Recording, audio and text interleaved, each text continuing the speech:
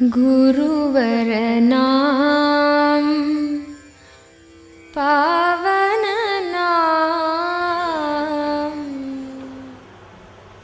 ब्रह्मानंदं परमसुखदं केवलं ज्ञानमूर्तिं द्वन्द्वातीतं गगनसदृशं तत्त्वमस्यादिलक्ष्यम् एकं नित्यं विमलमचलं सर्वधी साक्षिभूतं भावातीतं त्रिगुणरहितं सद्गुरुं तं Namami.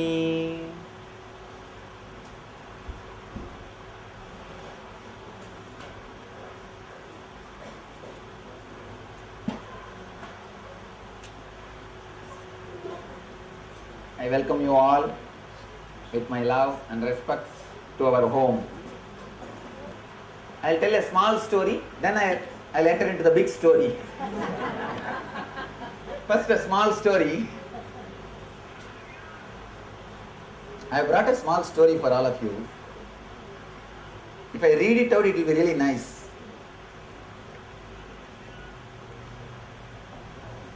Two guys are talking with each other. First guy is telling, this family of yours, did they all live together? The next guy is saying, yes, my father, my uncle, my cousin, my brother, my nephew, all of them used to sleep in one bed. Next guy is asking, what about your grandfather? No, he was also sleeping in the same bed, but he died. Because of that, they woke him up. They made him get up. If you look into our life little deeply, same thing happening. You may not sleep in the same bed, but you are sleeping in the same way. Please understand, we may not sleep in the same bed, but we are sleeping in the same way. In Sanskrit, we have a beautiful word, Pratyekatma Chaitanya Jagratam. Let me translate. The man who realized we are all sleeping, tradition, ages after ages, generation after generation in the same way. The man who suddenly realizes what is happening. My grandfather, my uncle, my cousin brother, my father, my aunt, everybody is sleeping in the same way. I am also sleeping in the same way. May not be same bed, but sleeping in the same way. The moment you realize that your individual consciousness is awakened, you start traveling towards spiritual path. There are two Sanskrit words.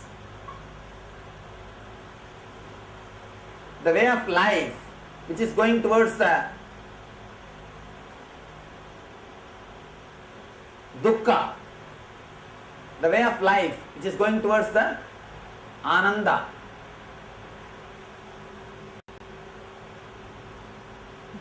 When you understand the way of life which is leading to dukkha is the life in which we are, immediately you awaken yourself. The awakening happens to you. The Pratyekatma Chaitanya Jagratam means the individual conscious awareness. You start realizing, you start thinking, what is going on? What am I doing? What is after all the whole thing? Then you enter into a life called spiritual life. Only then you enter into a life called spiritual life. As long as you don't understand you are sleeping in the same bed, may not be in the same bed but same way. Whatever we think our life, or whatever you think as spirituality, you will neither have life nor have spirituality. The moment you understand what is happening around me, I am just disappearing into the society. By and by, you forget your individual consciousness itself. You forget you are an individual. The initial level, when society forces conditionings on you, you try to resist little bit this way and that way. But by and by, because of your vested interest, maybe fear or greed, slowly, once you become habituated once you are settled, once you settle with the conditionings, we forget that we are conditioned. We start thinking we are the very conditioning itself. You forget the difference between you and your conditioning. You start taking your conditioning as you. Whatever is taught to you by the society, you start thinking that is your life. That is your society. You forget that you are an individual. The man who awakens to that intelligence, the man who starts thinking that what is going on around me, what am I doing? The moment you start thinking, you enter into spiritual path. Please be very clear. The moment you start thinking what is going on around me, wherever you are, you will start the spiritual life. Wherever you are, you will start the spiritual life. Whether you are in this country, in another country, or some other country, or some other space, the moment you start thinking, what is going on around me? What am I doing? Immediately you enter into the spiritual life. But as long as you don't start thinking that, wherever you are, you may be thinking that you are in a great spiritual place. You will not be spiritual. The basic condition to enter into the spiritual life is, what am I doing? What is happening around me? The man who starts thinking, he enters into the spiritual life. Whomsoever has started thinking in that way, they all have gathered here to create a spiritual home and spiritual community to satisfy their spiritual thirst and to share their wisdom or their master's wisdom to the whole world. So, hereby I deeply, intensely, with all my love, bless them to achieve success in their life and commitment, and pray to the ultimate divine energy to guide them all into the eternal bliss, Nityananda. And they will be an instrument.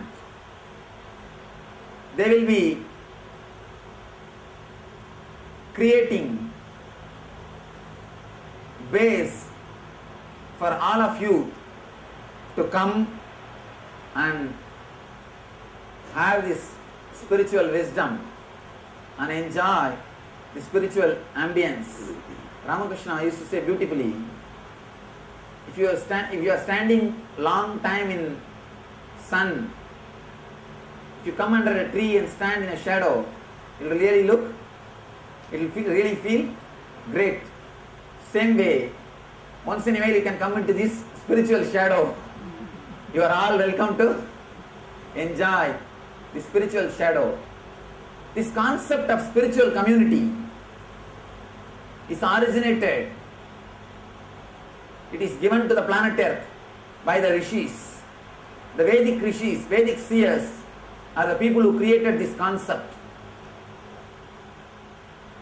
Whether you believe it or not, accept it or not, man is social animal. Man is a social animal. Someday or other, he will create a small community around himself. He will create a small community around himself.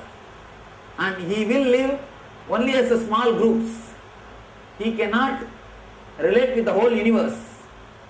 So he needs a small group with which immediately he can relate. That is why I always tell people, first try to relate, try to love your family. I see all kinds of people. People come and tell me, oh Swamiji, I love the whole world.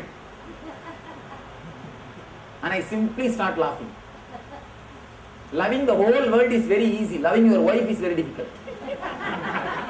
That is where the difficulty will start. Loving the whole world is very easy. You don't need to do anything. Just go on repeating the same thing. I love the whole world. I love the whole world. Nothing needs to be done. It has no meaning. Small story. Again one small story. One judge and a priest. Both of them are sitting and talking. Suddenly they started arguing. Who is more powerful? Judge says, if I want, I can give death punishment, death sentence. He will be killed. Priest says, no, you can go only up to killing. I can say let him be damned. He will be put in the eternal hell even after death. Then judge says, you see, me telling let him be killed and you telling let him be put in the eternal hell. Words may look, but when I say it will be executed. The only difference is when I say it will be immediately executed. When you say, it is only word. Many times we don't know the meaning behind the words. We just use words. It's very easy. After all, free, no tax. And speech freedom. You have full freedom to speak whatever you want. Telling this, I love the whole world is very easy. Loving the whole world is very, very easy, I tell you. Start today itself. Because nothing needs to be done. All you need to do is just start repeating. And simply people will listen. So again and again, just like that, repeat, I love the whole world, I love the whole world. People will start believing. Saying, I love the whole world is very easy. But really, loving your family, loving your wife, that is where the real difficulty starts. Man as such cannot relate with the whole world. He has to relate only to small communities. Only through the community he can go to the world. He can reach the world. That is why whatever you may say, however your thinking may be forward, someday or other you will end up in creating a community. You will end up in creating a community. Somebody asked me in Brazil, they asked me in one discourse about the Indian community system. Why should there be community in India? Of course, I am not justifying, because there are a lot of mistakes happened in that system later on. So, community system as it is now cannot be justified, but why it is created and how it was helping the society, that I can express. First thing, rishis, they know man as such cannot relate with the whole world. He will create a community. They wanted, let these communities be created based on intelligence. Otherwise, you will create based on money. That person asked me.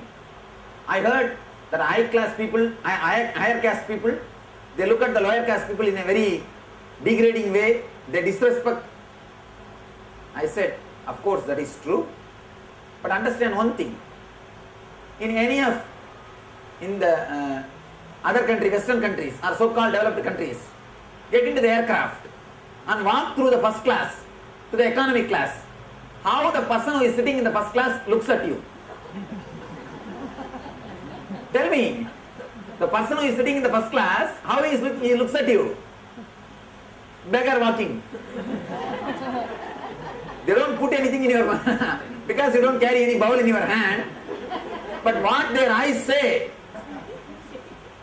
understand. Honestly start thinking what their eyes are expressing. Through their eyes they express very clearly. You are lower level being. In the other cultures, community is based on money. In Indian culture, community was created based on knowledge. 4 things. Man who shares his time is worker community. The man who shares products is a Vaishya, merchant community. The man who shares confidence, he is a Kshatriya, warrior community. The man who shares enlightenment is a Brahmana, the spiritual community.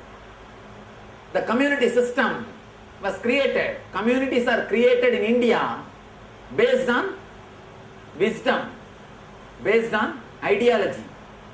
All over the world, there are communities, no doubt. In some way or other, there will be communities.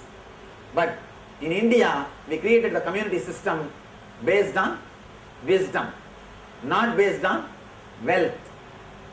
In India, the person who is possessing the knowledge, wisdom, he is respected. He may be a beggar, ordinary beggar sannyasi who has nothing, but even a king will touch his feet. Even a king will touch his feet. Even if he is a king, he will fall at his feet. He has to fall at his feet. Socially, no other way. He has to sit at his feet. In India, we created the community system based on wisdom. The East created the community system based on spirituality and wisdom. That is the reason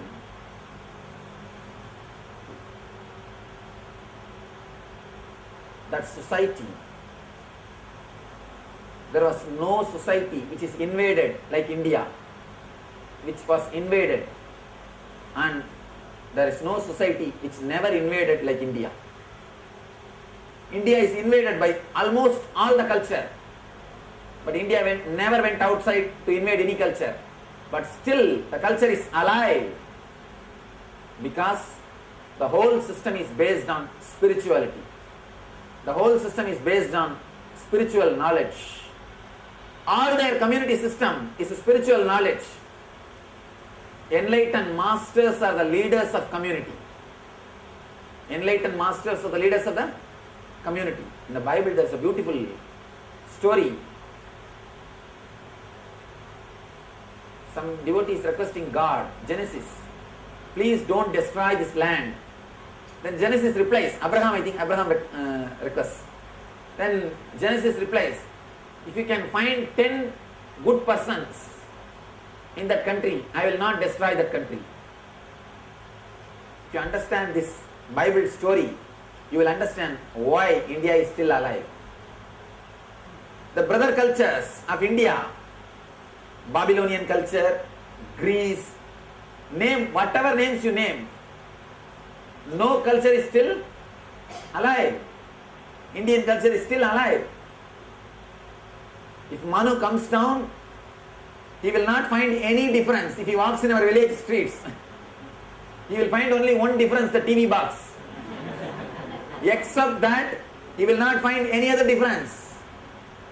The backbone is still alive because of the spiritual communities. The spiritual communities are only called by the word ashram.